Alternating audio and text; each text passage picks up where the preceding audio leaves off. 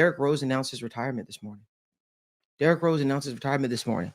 And listen, while Derrick Rose didn't have an elite career throughout, he probably had one of the greatest, I would say, seasons that we've ever seen. You know, for a guy like Derrick Rose to help change the landscape of basketball in Chicago, especially, that's very difficult to do, right? Chicago Bulls had a lot of success under Michael Jordan, and that whole team there.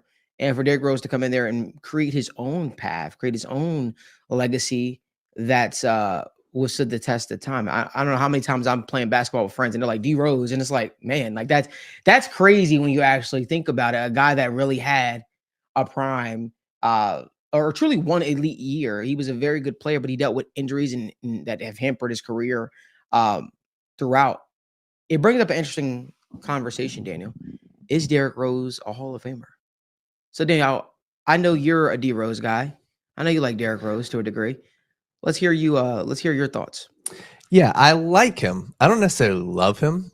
I think that, and when we have the Hall of Fame discussion, it is really a, pick your poison type of battle. I think, and this is my opinion for the Hall of Fame is something that is something and someone that people are going to remember, and something that stands out within NBA history, and something that, is iconic. Isn't necessarily the players, and this is my belief of, hey, this guy played 18 years, but was a starter and had, his top 15, top 20 total points, but he was never a top 5 player at his position. He was never a top 3 player at his position.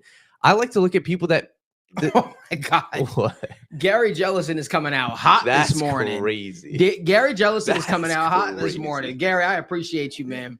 You said blink twice. That's crazy. No, but I promise I ain't doing none of that, Gary. God, I told you that. We ain't doing none of that. Listen, geez, I lost my train of thought.